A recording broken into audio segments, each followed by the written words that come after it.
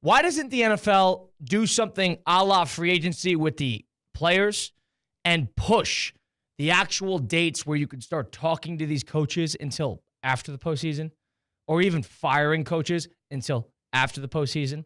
Don't you think you're operating at a disadvantage if you were a postseason team? If some of even the guys in your staff who are prospective head coaches, how are they supposed to play both sides? How are they supposed to prepare for interviews for head coaching gigs and then prepare for a game on Sunday? I don't necessarily think it has to be like a mandate or a rule saying, hey, you physically cannot talk to these coaches. I just don't think coaches should accept interviews at that time. Well, my point is, then what happens with Kellen Moore? He gets screwed here. Kellen Moore has got a game to coach, and he might get that Saint job, but there's 5 other jobs that are done, off the market. He wanted that Cowboy job. Brian Schottenheimer got first licks at it because he was coaching in the regular season or in the postseason. Is this not a problem? Do you think it hurt Detroit last week that Aaron Glenn and just hindsight, do you think it hurt Detroit last week that Aaron Glenn and Ben Johnson had multiple interviews apiece the week before the game? Probably. But I think those two guys wanted their head coaching jobs more than they wanted to prep for the Washington Commanders. Don't you think that's a problem?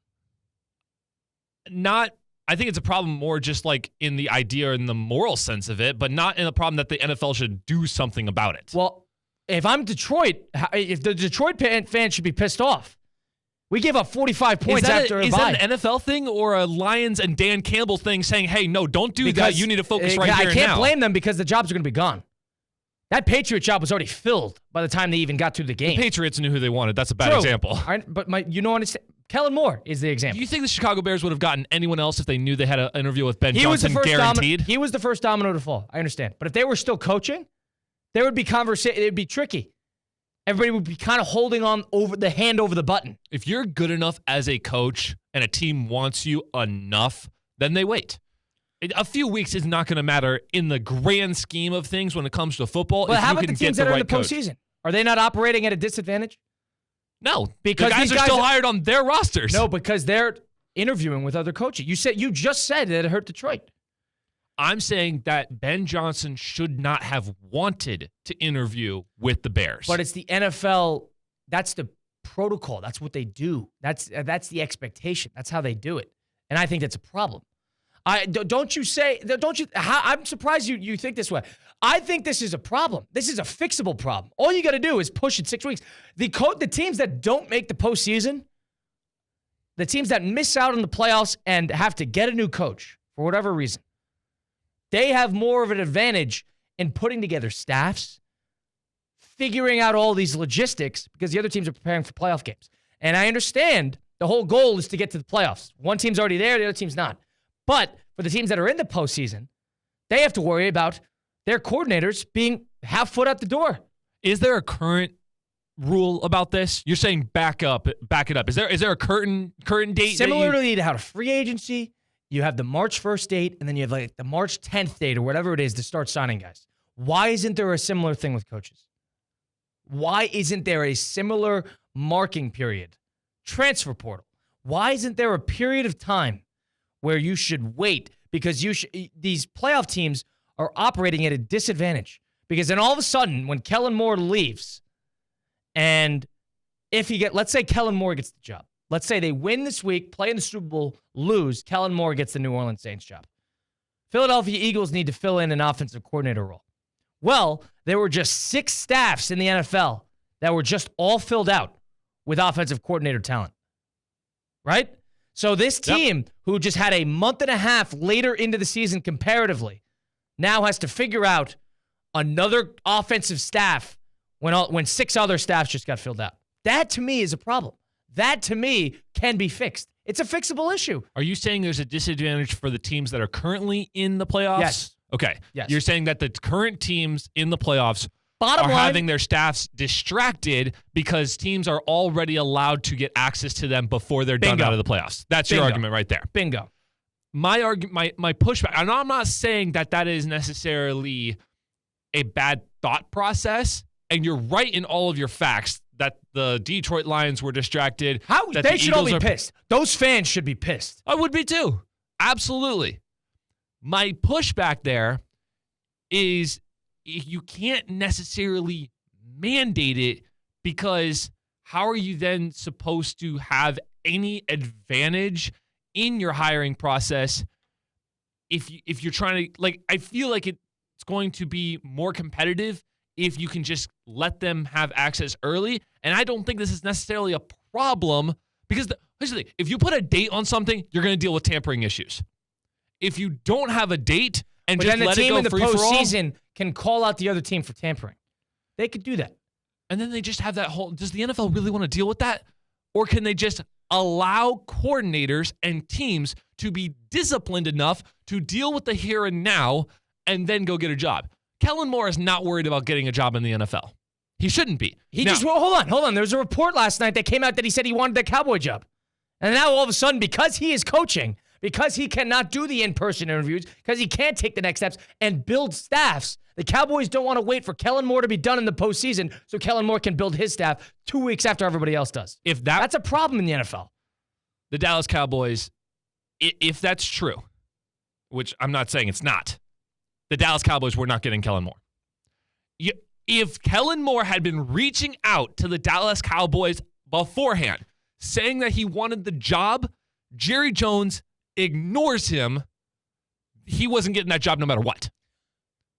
That to me is the problem. If you have... So I just said the other side. Here's what you just said. How Kellen Moore was never going to get the job if he were to reach out to, or if he did reach out to them saying, I want this job. The fact that he can do that is a problem. The league year should not be set to completion until the Super Bowl. So are the owners just supposed to not be looking for a head coach till after the playoffs? Bingo. You missed the postseason? All right, you got to sit on a month and a half. Sit. You didn't make the postseason. You sit and wait till everybody else is done. There's your benefit. If you make the postseason, you sit and wait. You wait till we're done. The good teams in the league are done, and then you could start to make the moves. Are you saying that teams who are not in the playoffs can't hire a head coach at all, or simply just can't reach out to the postseason? Like no interviews. None. Nothing. None. Not even like don't even fire. You can fire, but then you're vacant. Not even teams that are out of the postseason. Well, what I'm saying is like, yeah, I think it should be because Raiders should not. Yes, Raiders can't even get Pete Carroll at this point. Correct. Wow. What difference does it make? It's a month. It's January. Who cares? There's no combine. There's no draft. There's no free agency. What difference does it make? You're not doing anything. All it is just a month later. The Eagles are going to have to deal with that. If Andy Reid retires after the Super Bowl, Chiefs are going to have to deal with that. So if they have to deal with that, why should we throw a bone to the teams that don't make the postseason and stink?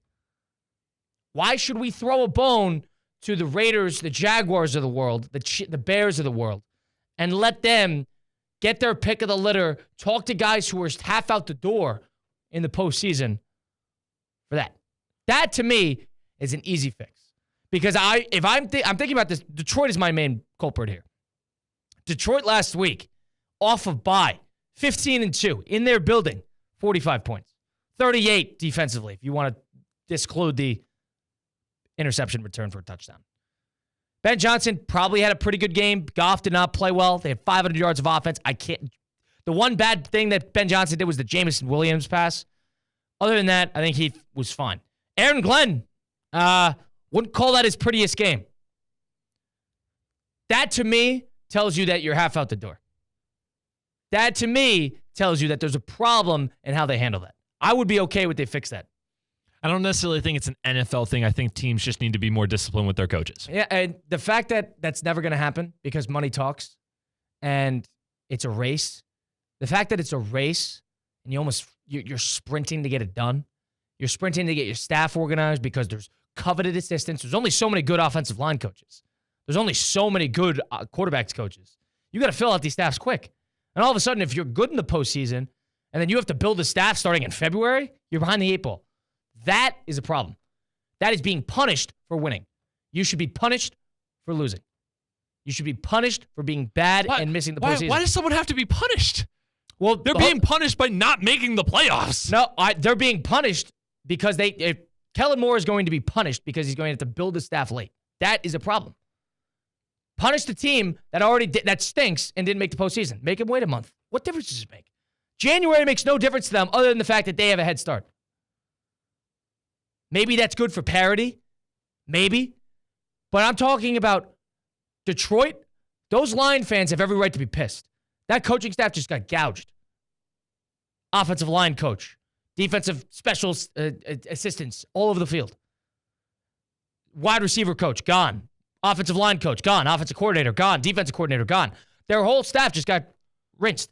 Yeah, and do you know the last time this happened to a team where a team lost their offensive coordinator and defensive coordinator? Eagles. And where have they been? Back in the playoffs and now in an NFC championship. After a terrible year.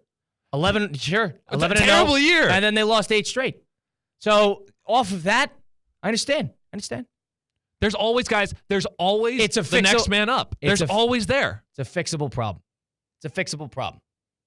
That's just my takeaway on that.